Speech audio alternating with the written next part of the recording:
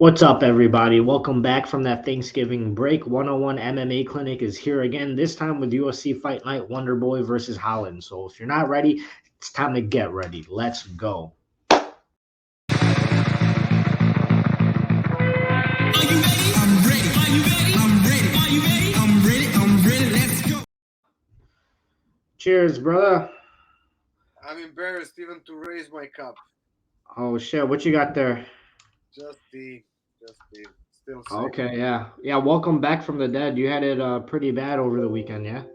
I mean, it was okay. It wasn't bad hit, but like still, I'm old and grumpy, and everything bothers me. You too. I guess we got it in the same time, even though I didn't saw your ass. Yeah, dude. Like half my family was out. Yeah. So it was worth seeing them anyway. But yeah, I'm feeling good enough to drink some, what is it? Big Wave Golden Ale. I'm gonna be honest, it's not that good, but that's okay. Wait, so this is even double embarrassing. So you have a beer and I'm having tea. Yeah. Yeah. Okay, we can stop recording right away. See you guys next week with the next. Oh shit. Times are changing, I guess. I guess, like you recover much faster than me. I guess you're much smarter with recovery than I am. Well, I have no that and joke. honestly, I've been dealing with it like since Wednesday. I was out for a little bit last Wednesday, so took about like 6 days, honestly. Okay. I got hit on Sunday after Saturday and Mexico party. We were watching the game and we were watching outside, even though they had like a fire pitch. But I think I just like from my legs, it started. So what can you do? Yeah. Before we get into this card, have you won any money on the World Cup? Have you been betting? Yeah, actually, like I was just like that's why I'm even more excited about like fights coming back. Like fuck, I almost said soccer. I'm betting on football. I'm not that Sorry. fully American yet. Yeah, I am, and I was doing so. Like it's still like again when I'm playing smartly, I'm winning. When I'm chasing and gambling, I'm losing. Typical me. So I'm okay. I'm on zero, but I'm having some fun. More or less, I'm just like chasing the goals. Like I think the only time when I put some money on some teams was a Brazil now in the last game when they won 1-0. I managed to win some money there. I lost on Mexico because I was going to watch the game, so I had to put the money on Mexico. And what else? And I lost money, of course, on Serbia twice. Yo, I mean, I thought maybe this is the year that I'm gonna start watching it. I know you told me like I should check it out. I was like, all right. And then there's like I was interested in this like Mexico game, and like there are no goals scored. Like, what the fuck is this? I can't watch this, but I understand if you're putting money on it, maybe it's more exciting. I don't know. Yeah, but also like how I'm making it more exciting. I'm betting on football. I'm always playing like on more than 2.5 goals. Okay. And I'm always going there, and it's even good. Like I don't know because like when I'm betting, I switch to decimals, so you like a little bit more than doubling your money. So I'm going on that, and I'm going on four. Or that's gonna be four scores. That's like you're tripling almost like four times your money. So I put some amount, bigger amount on 3 goals, and a little bit less amount on four, and that's how I'm playing. Like to go on the teams who will win, who will lose. I don't care. I just bet like so I can watch the goals. So even like Serbia when they lost 2-0 against Brazil, I was cheering like Brazil to give to score third time. Like I was like Yeah. I need that for the money. I But like, think I the put some money on Serbia, but also like I went on the goals. yeah. You gotta bet on Serbia. I did. I have Yeah. to, and I put like solid amount of money, even though I know there is like super small chance that they're gonna win. That's I why. would honestly bet on like only one goal happening. And that I think would make it more exciting for me because even if there's like not a lot of goals, like, hey, I win anyway. But I don't know. I'll catch the highlights or some shit. I assume there's a finals, right, to the World Cup. I'm so Yeah, ignorant. now it's becoming more interesting. Like Yeah. now, I think Friday is the last day, or maybe yeah, I think Friday is the last day on the group stage, and then it's starting like 32 teams, and then it's going down to the final. So it's gonna be now. It's starting like actually like the more interesting part. Yeah, I'll take your word for it. I'll just watch the highlights. Okay, let's stop with the. I almost said soccer again. Let's Yeah, stop with the football. I had it enough. I'm forced to watch it so I can bet because there was no fights. Even though it right. was PFL and I made some good money. Like I caught like Kyla Harrison losing to Pashenko. Like I made like I think on 50 almost 400. So that was a pretty good catch. But we're gonna go next time about it. Let's Yeah. now move to this fight card. Yeah, let's move on to UFC, the big leagues. Even though PFL is a great organization too, but UFC this weekend, Wonder Boy versus Holland. All right, we got a little bit of a fun card, and like you said, with the break, I mean, it's been a week or so, and yeah, I'm itching for some MMA, some UFC. So let's get into it. Main event, we're looking at Wonder Boy versus Kevin Holland. Who you got in this one? Yeah, this one, it's like I don't know, like two guys. Let's say Holland was asking even like, or he was saying that he will retire. Am I right? He Like, did say that, yeah, after the Chimaev fight, yeah. yeah, and he's 30 years old, and after his last performance, even though I was betting on him against Chimaev, and I think that he survived that first round, he would put some problems on Chimaev for sure. Mm. But he got caught, and it is how it is. But like it's question where his head is at this moment. And Steven Thompson is like, even though he lately doesn't have like a great performances, he's really hard to solve. Like Mm. even though he's coming off two losses, sorry, like I think he has a pretty good chance with his style to win this one. So I'm gonna go with Steven Thompson on this one. Yeah, I'd have to agree. Style wise, he does have a lot of good problems for Holland. I will say though, Holland's kryptonite seems to be the grappling, right? Despite being a jiu-jitsu black belt, and he actually TKO'd Jacare Souza from off his back, one of the most dangerous in that weight class at the time. Um, his weakness is the grappling, and so is Wonder Boy's, right? Like Wonder Boy's last two fights that he lost were to Gilbert Burns and then Bilal Muhammad. So for both of these guys, I'm sure they're very excited to finally fight a striker, someone that will allow them to actually use their skills, because we didn't see that much out of Wonder Boy or Holland in their last fights. Not the classic Wonder Boy and the classic Holland. That being said, even though Wonder Boy has like a great style against Holland, he's a tricky stand-up fighter, like you said. Um, he's getting older, right? And this is a big welterweight in Kevin Holland. This is a guy that also fights at middleweight, so he's gonna have to deal with reach disadvantage and a height disadvantage. I think his skills are there, but um, the size might be a problem. However, I'm still going with Wonder Boy in this, and nice to see that he's a little bit of an underdog. I mean, if you're putting money, right, um, that's kind of a nice bet to make right there on Wonder Boy. Yeah, I agree with you. Like even when I was looking, uh, this time I didn't even look the odds until the last. That's the last that I wrote down on my paper, and I really didn't like it because like if I was looking the odds, I would even skip some fights on this card, and Yeah, for it's sure. the main event and the fight after that on the Schnell and Nicolau. Uh, because like I notice with me that odds like sometimes force me to see the way how the guy can win that's underdog, you know. So Yeah, now I'm going to breaking down the fights and then look the odds and then compare what I can find, and I actually like even before I saw the odds I was like I especially like talking about the mental aspect, and Kevin Holland was like always like a little bit weird, but like he was really on the good tier, especially like when he came down to 170, mhm. and won against who Oliveira and some other. He had like team means, yeah. So he had like amazing performances where he got awarded performance of the night.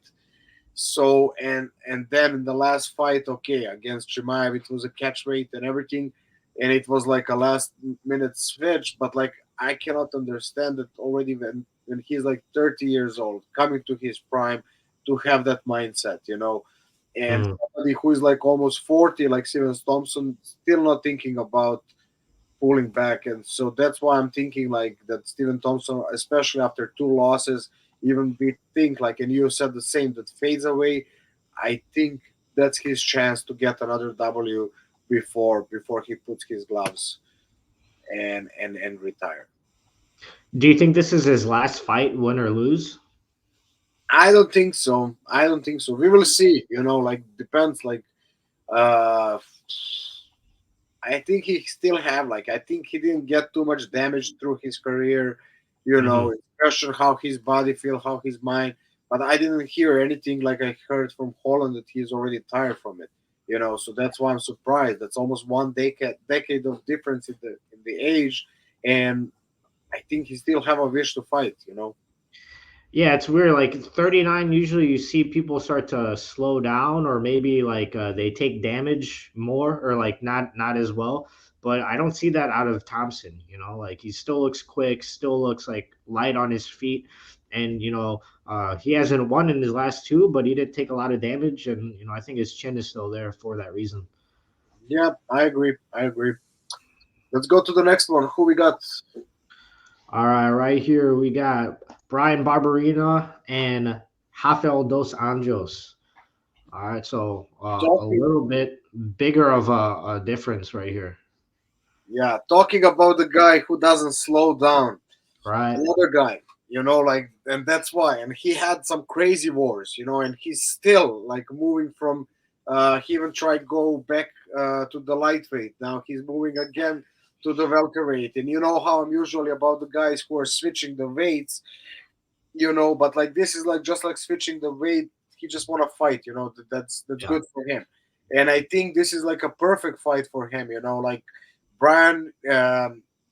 Is just like a, I would say, typical brawler that push forward and try Hmm. to suffocate you on the pressure. And I think like that he will not be able to do that to Dos Anjos, even though I'm surprised honestly that even when I was looking the fights before seeing the odds, I was thinking that Barberina will be the favorite, especially after two. I think he had been over Robbie Lawler and Matt Brown, even two older guys. Now Yeah. he's trying to go on the third older guy, like from the old crew that goes way beyond. But like I think just like that, Matt Brown was like even retired, came back, and even like he had Hmm. many problems with Brown. It's like even questionable. Yeah, and it was like split decision. Now Yeah. it's you know. So you can see there, even though Matt Brown is also like more like pushing pace, even though he has like he's really technical in some stuff that you would never say that he's technical. He was more like a pushing pace, Yeah. and he outclassed Barbarian in some aspect of the fight. It was looking even funny how he sweep him couple times, like he managed to control, and he didn't look good. Like at the end, he managed to like I think land one elbow in like end of the second or third round and take over the round, and maybe like on the youth, he managed like to push down and get that split decision against the guy again who was retired and came back. Hmm. And against Robbie Lawler, he had really good performance, and I thought that's gonna give him higher odds, but obviously not. Like I guess even odd makers see like that Rafael dos Anjos, even though he had less defeat, it's gonna be a kryptonite because like he's all around fighter, and they're both southpaws, so even like that advantage that against. Um, some people that Brian has, because he's southpaw and he can reach with that left hand, which he do good, and push the pace against Rafael dos Anjos. It's not gonna be there.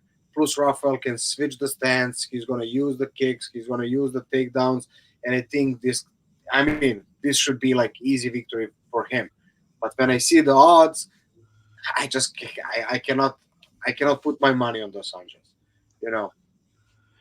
Yeah, I mean, I would have to agree with that. Like Rafael dos Anjos, he hasn't really lost a step. And if you look at the guys that he's losing to, other than Fiziev, who is a beast, they're all champions, right? Like Colby Covington, Kamaru Usman, Leon Edwards, right? All of these guys became champion shortly after. So you throw Rafael dos Anjos in there, he's not losing to any slouches, and it kind of makes you wonder, where is Rafael Fiziev's going to go with his career after that? Because, like I said, he's not losing to anybody other than champions. And the thing with Barberina is like, even though I don't think he's gonna beat RDA, you gotta think his confidence must be at an all-time high because he did beat those two veterans back to back, Matt Brown and Robbie Lawler. And Robbie Lawler was a former champion, so going into this, I'm sure he's going to be confident. He's already beaten a former champion. Now this is another former champion who's smaller than Robbie Lawler and coming off a knockout loss in a different weight class, in a smaller weight class. So I'm expecting Brian Barberina to come in like he owns the place. Yeah, like he deserves to be there. But RDA is just going to be too much. Like nothing that I've seen, even in that Fiziev fight. Like I think he lost to the better fighter, but I don't think he was like a shell of himself, so to speak. I think he was still all there. So I'm expecting RDA to kind of stake his claim in the divisions like he has been doing for probably over a decade. Must be right Yeah, because it's a long, long time. Like, let's see exactly. Like, fuck. He is in UFC since 2008. yeah. So I mean, over a decade he's been fighting the best of the best. And Brian Barberina, I don't know. I think he's a solid fighter. He's just not one of those guys. So I'm going RDA. Yeah, I agree. But like now, like again, when I said that there's like so many variables that comes in the fight, and when I see something like this, I honestly like I said, I thought he will be even favorite, and I would be like, Rafael is like pick. It's like, but like now when I see this, and there's a chance, it's a question also like how the RDA will come after fight, like this, that, so many things. Like if you ask me, like um, outside of the betting, I'm saying RDA all day, But now Mhm. when I see plus 420, and you know how I like to catch those underdogs, Yeah, yeah. there it can happen. Rafael Oh, dos for Anjos sure. can like slip after the first round on, like, if they forget water or ice and directly Yeah. land on the knee of like, and that's the chance. Like I'm gonna probably see live when the fight starts, and if I see something, I'm gonna probably like try to play with Barberina, or like if I see that Barberina is having like a first good win, and then the odds move up, and like before the start of the second round, if I see that in the start of the second round, Rafael is getting the wind back and starting to be more technical, and Barberina is gassing away, then is the time to place the money and like go. Like this on minus 540, I think it's just like no sense to play at all. So I would Yeah. say So Barberina has to get lucky. He has to pray that RDA slips on some ice, and then he's got a shot at winning. that's it. And we can win some money. All right. Let's go to the next one. All right. Next, we got a freaking barn burner, Mateus Nicolau and Matt Schnell. All right. This got fireworks written all over it. Yep, our Ooh, guy, yeah. Matt Schnell. That's right. I just rewatched that fight, his last fight against, how do you say it, Sumadarji again recently. That shit was crazy. I know I was rooting for my Asian Sumadarji, and he was freaking piecing Schnell up. There were so many times it looked like he was gonna TKO Schnell, and just out of like nowhere, Schnell catches him, and he's ready to finish it. Like he never gave up on himself, and that's very impressive. It makes it hard to go against Schnell, but here I am going against Schnell. I'm going for Nicolau because also um, as mentally tough as Schnell is, right? I like how mentally tough Nicolau is, in particular against his fight in Tim Elliott. I don't know if you've seen that one, but first round Tim Elliott is kind of like clowning on him. Kind of not really talking trash, but kind of pointing at him, laughing at him, kind of like Nate Diaz esque. And you would think like, all right, after that round, he's just gonna walk away with it. But Nicolau, finds a way to just like not let Elliott get in his head and just kind of take it to him with his skills, and none of that trash talk got to him. Um, but also from the technique standpoint, Nicolau actually has two Japanese necktie finishes, and I think that's gonna play into a factor in some of these scrambles, especially since Schnell has gotten some trouble with the guillotines. Right, I think he has a two, maybe three guillotine losses on his record. And I think if you have like a guy that really likes the front headlock, guillotines, Japanese neckties, um, that could potentially give him trouble in these. And it doesn't matter, how mentally tough you are. If you get put in a choke, right, you got to tap or a nap, as they say.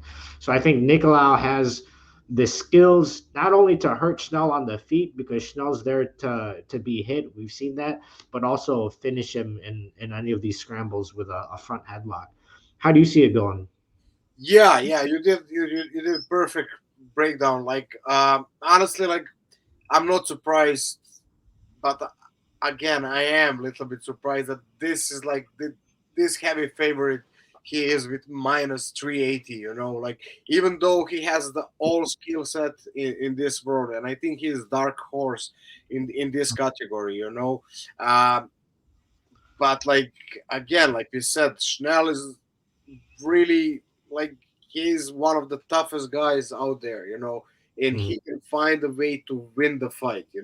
I think like even before I was looking the odds, I was like for Mateus like 100%, like even though the like I said, Schnell is our guy, especially after the last fight, you know, but he has such amazing boxing, like he has a power in that left hook, he's really nicely mixing body, head, finding the angles, everything. And then when it comes to grappling, like he's really like a deadly, like so I think he has more weapons, more skill set to win this fight. But again, like we saw again, Schnell is not giving up. He's going till the end. He will try to win that fight any way possible, but that's like most of the time he's gonna rely on those submissions, Mhm.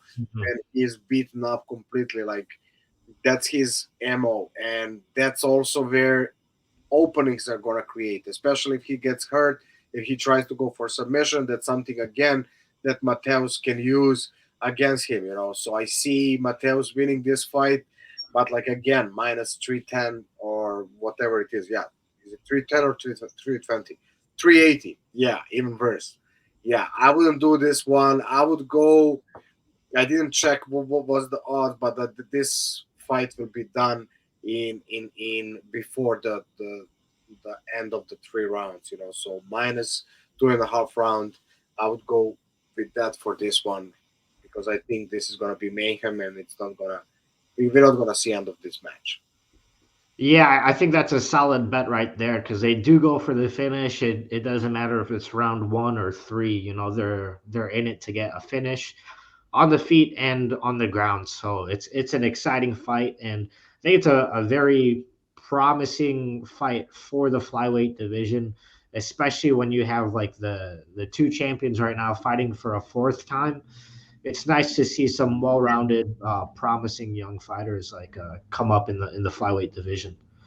Yeah, I think if Mateus wins this fight, especially if wins with spectacular fashion, like he's like one fight away from the title shot, or maybe like even if something crazy happened, he's gonna get like that title shot because like he's 6-1 in UFC and he's two two two two times like first time he was 3-1, now he's 3-0.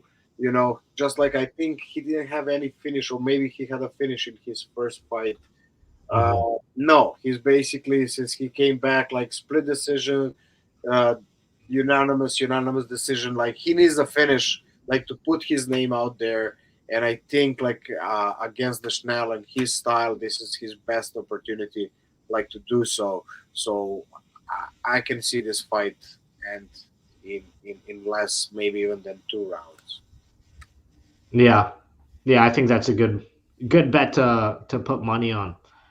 Uh, let's see. Next one, a little bit harder to put money on, I think, because either one of these guys can end the show with one punch, as is with any heavyweight. We got Sergey Pavlovich versus Tai Tuivasa. How do you see this one going down? I think this one I did also opposite than you. Like we said, we already did like breakdown again Sergey Pavlovich and I think even Tayo to Iwasa. Yeah, so we Yep. did both in our show. And first time like when we were talking about Sergey, I think he was fighting Derek Lewis, and maybe Yep. he was also fighting Derek Lewis or was against Gan. I'm not sure now, but never mind. We didn't have so much information about this guy, you know. Like now, like after second time, like watching, rewinding, like, you know, I created a little bit better, maybe like portfolio, like or call it however you want, how I say it, you know. Mhm. Uh, like we saw against Sergey Pavlovich after he lost in his first fight in UFC against Overeem, uh, where he was like pretty good when they were on distance.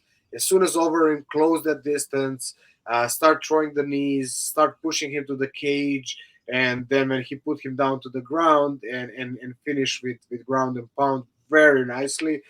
Uh, I think that's one of the last amazing performance from Overeem in UFC. Um, we saw him struggling with that. Now, like imagine like you have a guy who is like cutting down to 165. I believe that he is cutting for sure. Oh, for You sure. know? Yeah. And we saw against Derrick Lewis coming back to their same opponent that they had. Uh, he was doing okay also like pushing Derek against the cage. That's where even the finish came like Hmm. with the elbow, even though he had some problems at the beginning. Derek Lewis even like was a wrestler in that match and took him a couple of times down, you know. But I think that's something that Tai Tuivasa can use to push him against the cage, get him tired, get like uh, blood in his hands, you know, so he doesn't have that snatch with his jab and his boxing. And also, like Tai is really nicely moving for the big guy, you know, especially how he's cutting angle to the right side. If he start combining that and throwing the kicks, and I think that's the key for Tai's victory. You know, like low kicks, and try to push it against the cage, try to get him tired, and then work maybe even on the takedowns, even if it's not on takedowns, then like going back to the distance and working on those kicks, you know. So I think like even though like let's say if you don't count his first fight and his biggest challenge against Overeem, I think the Tai Tuivasa is even, let's not count Derek Lewis because I think Derek Lewis is going down. You know, like Tai Hmm. Tuivasa is coming against a loss against Gan where he had like a solid performance, almost win that fight. You know, and True. he saw he can be on the top, and I think he's gonna come even more hungry. And I think I see him winning, especially like now when I see the odds plus 185. I'm gonna go with Tai for sure. Yeah, I mean, I have to agree. I think mentally he's in me coming in there hungry, probably hungrier than ever because he just lost to, at the time, I guess, the interim champ, right? Or that was for the interim championship. Yep. And I think generally he's just fought and won against better people than Pavlovich. But Pavlovich only has that one loss, and it was his first fight in the UFC to Overeem. So it's a big loss, but he's been 4-0 since then.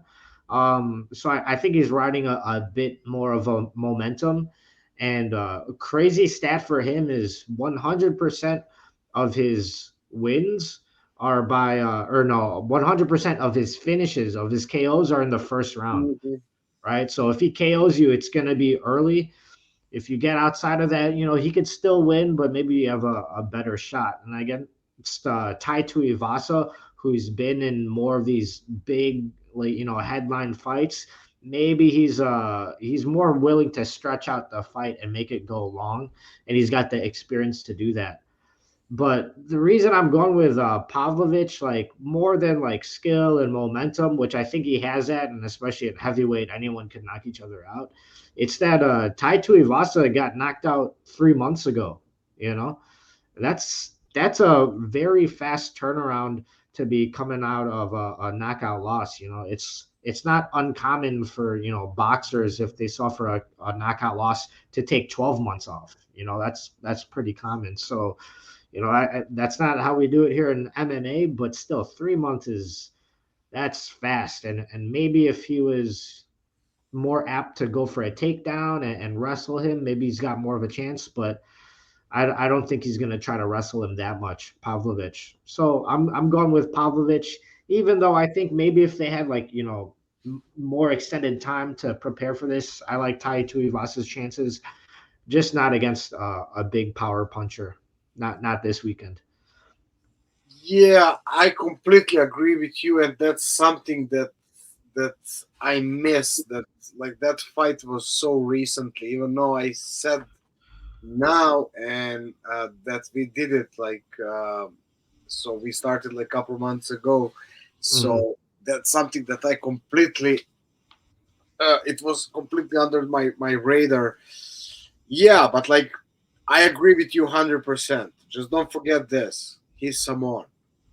That's true. Yeah. So they're like I think different kind, especially like if we look like even back at Hunt was Samoan too. Yeah, they're Yeah. just different. They differently built. I think, especially like for fighting. I think like that doesn't matter. Like so we will see. Like again, heavyweight, one punch can decide everything. So Right. I think like if Taito Iwasa use his brain, use his skill, as his experience against better fighter, and especially now preparing for the world championship, he can get back to the track. So I'm gonna stay with Tai, even though I'm gonna admit that I completely like forget about that he got KO'd 3 months ago. And Mhm. talking about that, like we see many fighters coming back. I don't know. Recently, I was looking also someone coming back. Yeah, we're gonna have I think in the next one, uh, Kyle Dacus or Dracus. He also get like pretty bad KO with that knee. Like I don't Yeah. know how recently that was, and he's fighting again. Yeah. It's bad that they're not taking longer breaks, especially if they get KO'd. But I guess they have to to make some money. Like, and that's the sad side of the sport. They're Mhm. paid enough that they can take some longer time and heal properly. They're forced, not forced, but like pushed Yeah. back to the cage because of the money factor. I mean, yeah, that's a great point. I mentioned that boxers will take 12 months off if they get knocked out, but again, they're also making more money to kind of live off of if they have to take that year off. Similarly, Sean O'Malley, I was listening to an interview of his, and they're asking if he wants to fight in March. He didn't even get knocked out, and he's saying, March is kind of soon because he did get tagged by Peter Yan. and he thinks, like his number one thing he says is brain health, and so he's not going to fight as soon as March. That's too soon for him. So I thought that was a pretty mature response. And hey, if you're making enough money to wait out that time and not fight, I'd say definitely go for that for sure. Yeah, yeah, but he's that 1% of the fighters that he's making like great money, even though he's not a champion. He Right. has so many things outside of the cage that he can like choose when he wants to fight. I think he's True. all like in pretty good money that he doesn't even have to fight anymore. He fights because he loves it. Yeah. And not many guys are in that situation like Sean O'Malley. But like again, it is how it is. That's the like even my job is not easy, but who's Yeah. gonna listen to me or who's gonna talk about me doing some shit? So it is how it is. Yeah. For some reason, though, I feel like Tai Tuivasa, he's not coming back just for the money. I feel like you said he's a fucking Samoan. I'm pretty sure he just wants to fight and he just wants to get in there. Yeah, I agree. I agree completely because I think also like it's a good way. He just had a camp for five rounds. Yeah. Now the opportunity came. Like maybe it was a perfect timing with him. He wants to finish one more fight, go for the break, have a good New Year, party a little bit more, take a longer break after that. Who knows what it's his head. I didn't Mhm. listen to an interview, but like I think like he knows what he's doing. Like maybe like it was a KO, but like who knows? Maybe he can take a baseball bat to the head and then fight next week. I think Yeah. build like that that doesn't matter. Yeah. So I'm still going Pavlovich. You're still going Tuivasa. Yep, I'm not changing my mind. You think it goes outside of round one? Um, I think so. I think so. Because like um, I don't know. Like we didn't see Pavlovich hurt anytime, and only when he's taken to the ground. I don't think Tuivasa will rush to take him to the ground. I think it's gonna be some exchanges, maybe some fight around the against the cage. Mhm. Yeah, it's gonna be tough to go to second round, but I think Yeah. like, and I'm gonna cheer for it to go. But like maybe I didn't see what it is. If it's like under a round and a half, I would maybe go with that. Like because I Yeah. don't see it's gonna go through the half of the second round. To be Yeah, I honest. would think the odds are probably pretty good if you're putting money on it going outside of the first round, just because of how heavyweight fights are. Yeah, let's check it out right away. Like why Yeah, not? Next time I'm gonna start preparing that thing too. Like because usually they don't give it until the Friday, but now I had it, so every time when I have it, I'm gonna try to put that also in. Okay, so under 1.5, it's -215. okay. So like it's they don't give like too much chances, or that's gonna go over. So, but the over is not that high. It's 175. You know, so that's Mhm. not bad. Not bad. All right, so who's next? We got Jack Hermanson, all right, versus Roman Dolidze. Yo, is this picture to scale right here? Is he really that much bigger than? That's a big 1 inch right there. 1 inch Yeah, height that's the 1 inch that you brag about with the girls. difference. I got 1 inch, but I know how to No, use no, it. no. I didn't say you have 1 inch. Oh, okay, yeah, yeah. I was saying Oh, like that's when the guy is like saying about the inches, like that's the 1 inch, like like that's how oh, they're yeah, imagining this big. for sure. Whatever I wanted to say. Let's go to the fight. All right, this is a pretty exciting fight. Roman Dolidze, he's been in the UFC. I think he's got like 5 fights in the UFC, something like that. But I've only seen him in his last 2 fights, and to be honest, I thought he was more of a kickboxer. But apparently he's a grappler. He's and he's what one of them. One of them, yeah, he won ADCC Asia and Oceania in 2016. So he fancies himself a grappler. He's got a few heel hook wins on his record, even kind of like Hermanson. So I'm excited to see this fight just because they're both, pretty high level grapplers. But I like Delize's chances in this just because he's got knockouts on the feet as well. And Hermanson, as good as he is at grappling, I feel like he really shines against people who are more so strikers, right? When it comes to people who can grapple as well, he doesn't do that well, I think. So Roman Delize, I actually like the odds for this one, especially he's an underdog. I'm going with Roman for this one. How about you? Actually, I was like, before I saw the odds, I was for Hermanson, Hmm. um, and I think I'm gonna stay with Hermanson. Like even though I see Roman has a really good chance to win this fight, but like again, uh, Jack just had a fight against help me with Chris Curtis, who is like, let's say, similar type to the Roman Dolce. Maybe Roman Hmm. is more athletic, like has more like uh, how to say, I don't know, like those two KOs, especially his last, not the last one against Kyle Dawkins, like was crazy. Like that knee to that high, like from the clench against the cage, like all the way to hit Yeah.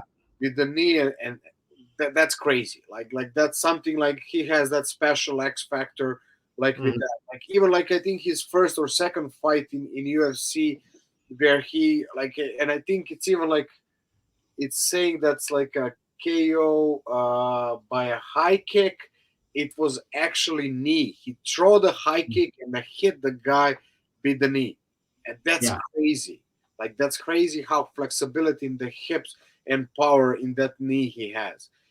So he has a lot of ways how he can really hurt Jack Hermanson. But like I think similar was like against Chris Curtis. Like I said, we were expecting that he can KO Jack, but he did really good. Like keeping that distance, using his Mhm. reach, using his kicks, moving around. And I think that previous fight is gonna help him to win also this one. And I think in a grappling exchanges, he also have a chance to finish Roman. Like if he goes for a takedown or like he can catch. Like he has really good that arm in guillotine that he can Yeah. finish anyone. So I think in a grappling, I think they're 50-50. We're gonna see. I think maybe like Roman can push more pace and get Jack tired. But like after some fights that I saw, like he even like fought with the broken rib and managed to win that fight against Thales Leites. He's one of the toughest guys that you're gonna see out there.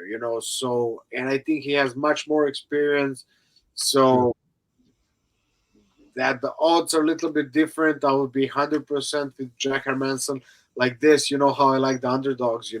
Maybe I'm gonna change my mind until Saturday, but for now, I think just like Jack is gonna be too much. I think this is the biggest test for Roman so far in UFC. So we're gonna see how he's gonna deal with that.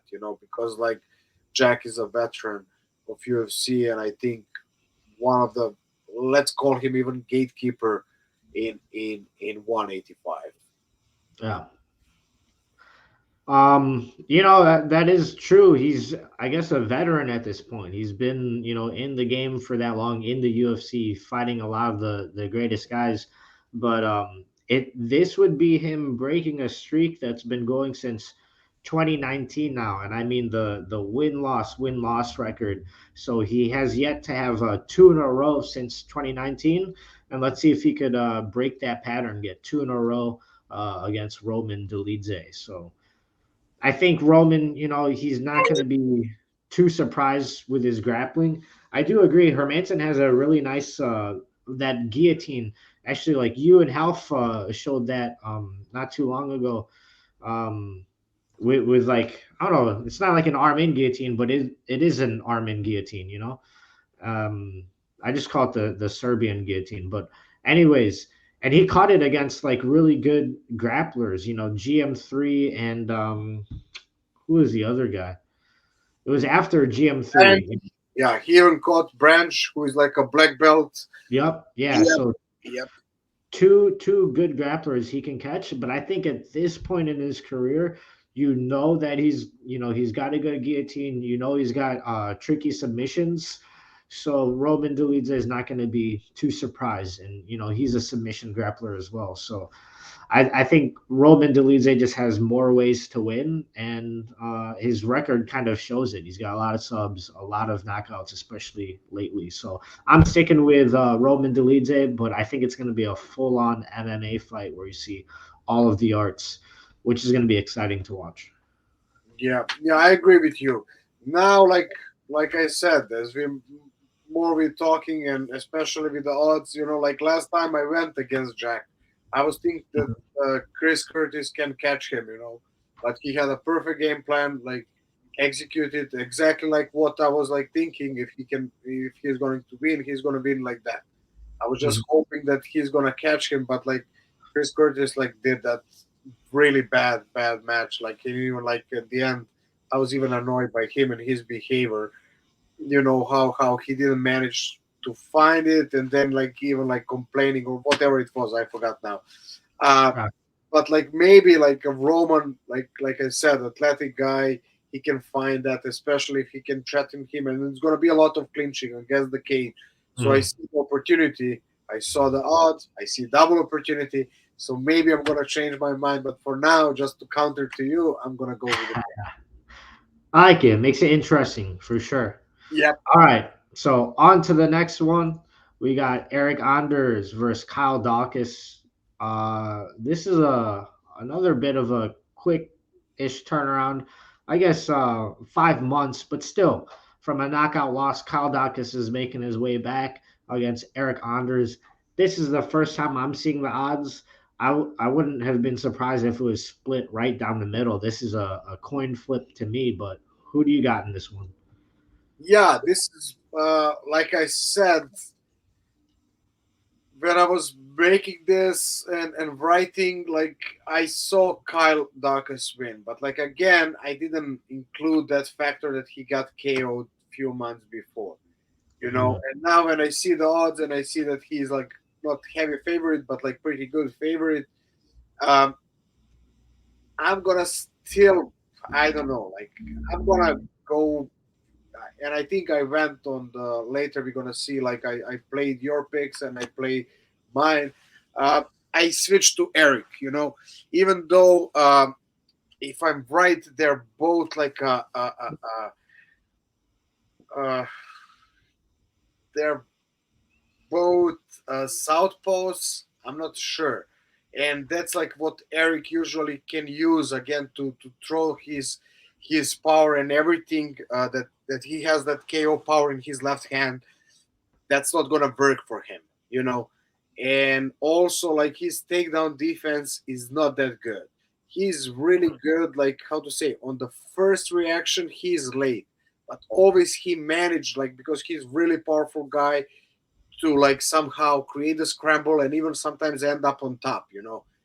It's so, but like also like what Kyle is doing, he's really tall and lengthy, and he's going for the completely like a clinch based, like Mhm. grabbing the body, and he's like playing with the trips, trying even to lift the person completely. So I see that he can like surpass Eric's power and put him down to the ground. If he put him down to the ground and manage to keep him there, I see really easy win for him. But like again, I see that Eric can caught him, and if he caught him, is again question how he's gonna feel. Is that even his first KO loss in his career? I'm always like, I think it is. He was losing on decisions. He never was KO before. And it's always Right. question how the person will come back after that. especially on this short turnaround. And before I saw the odds, I was like for Kyle, but now when I see the odds, I'm giving a chance to the Eric. You know, especially he's like he fought like a lot of good guys. You know, he's for a long time in UFC. Even though he has a negative, he have 6 wins, 7 losses in UFC.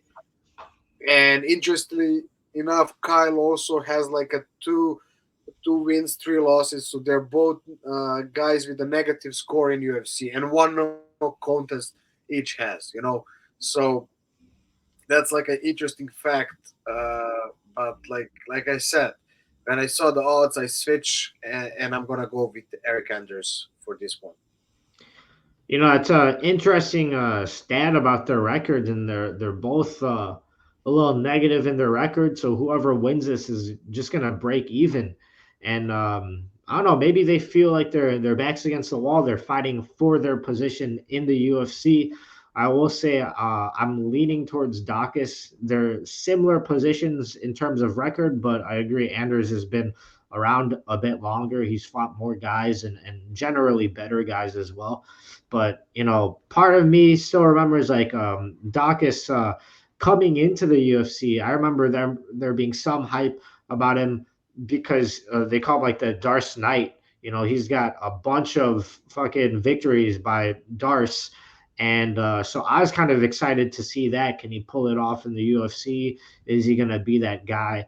And, you know, he hasn't quite found that yet in the UFC, but I'm kind of pulling for him. And I wonder if that kind of makes me lean towards him more. But also, he's a younger guy. He's got a little bit less wear and tear, although he did get knocked out in his last fight. So let's see how that looks. But yeah, I'm still sticking with Dacus, and I'm rooting for a Darce in this one. Yeah, let's see. I don't know. Did anyone ever? Yeah, it is Andre Munoz. But like for me, he's like a top contender, and I'm really surprised that he already uh, didn't get a fast track. You know, like he's really, I think, one of the best fighters in 185, and I'm Mhm. surprised that he still didn't find his way towards the title. You know, and I think he's the only guy who submitted him. If I'm not like, if we go back to Eric, like he fought Lyoto Machida, he fought Thiago Santos. Yeah. Uh, who else? Like Andre Muniz, GM3. You know, he fought like some, and what's also like he's fighting also in light heavyweight and this, so he's a big guy. You know, Mhm. so very powerful, and I think it's just he's gonna be too much for Kyle. Even though I think Kyle has much better skill set, but we're gonna see how he's gonna deal with the power. You know. Yeah. All right. So I think you actually pulled up all of our picks side by side, kind of just run through them. Um, looks like what are these little tick marks in the middle that you have for That's Anders? the new thing. That's the new thing. See, and I put the blue color so it matches with my Okay. t-shirt. You know, so like that. That's the two fights like before the odds. Also, like I said, I was for Kyle, like I was previously talking, but like now I switched to Anders. Like with Hermanson, I still stay with Hermanson, but like now maybe I'm gonna change. Like and also with Nicolau and Schnell. Like I said, like skill set, everything. I really see him as a dark horse. But like when I saw the odds, I decided to go with the Schnell, you know, and Mhm. try that direction, you know. Rafael dos Anjos, I would even skip. I mean, I choose my pick here, but like I would skip, like I said, you know. So we will see what's going to be this weekend. Yeah, exciting night of mixed martial arts. I think we're gonna see the whole spectrum of fighting here. So nice to see. I think we have. Do we have our picks? Yeah, this is yours. I couldn't put 10. Okay. It was too much. I lost too much on football, or better said, soccer these days. So usually I throw $10 to each. But now I just went for 5. Like, This weekend's 5. So I've got 98 to win. If I put 5 down, let's see. and like I said, I went only with 3. I don't know, for some reason, something is going on with Hermansen and some other fight that I wanted to put. So at the end, I could choose only 3. I don't know, Mm, because like I wanted to pick Hermansen, but for some reason, it was only allowing me to choose Roman. So I skipped that one and another one. So I end up only on 3 fights, 3 underdogs. I put, like I said, Schnell, Tuivasa, and Eric Anders for $5, 166. Like less matches, chance mhm. bigger money. So we're gonna see how it goes. Interesting, Alex. Are you using the same apps for both of these parlays? Yeah, I just like forget, and then I was thinking like, oh shit, I need to pay. So basically, luckily, I had only 3 picks. Uh-huh. Uh, so this is the right way. Before I click like done, I get like this, like printed screen. But like Uh-huh. later, when I go to how to say, to the bets that I already posted, I'm getting like this. So if it was like 4 or 5 matches, I wouldn't get it nicely. So I would have. Right. I, I forgot to print screen. So Uh-huh. luckily, it was only 3 matches, so we can see everything like this. All right. Fun night of fights. And Yeah. you got our picks, so there's that. especially, especially after long break.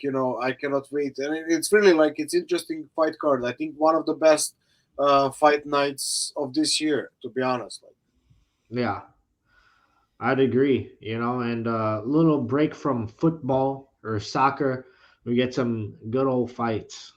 yep, yep, yep, and then we can start. Like, I don't know when is the next one. I think it's week after, right? I think there's one next week, actually. Is there? Oh yeah, it's a big one. It's a Blachowicz against Ankalaev. That's gonna be a fun one. Yeah. Yeah, our boy Ankalaev. We have light heavyweight title on the line. Hmm. Yeah, actually, a couple good cards to round out the year. Yep. Okay, brother. This was a little bit longer one. I guess Yeah. we missed fight talk. I hope, guys, you're gonna enjoy this one. See you next week. All right. See you. Cheers, brother.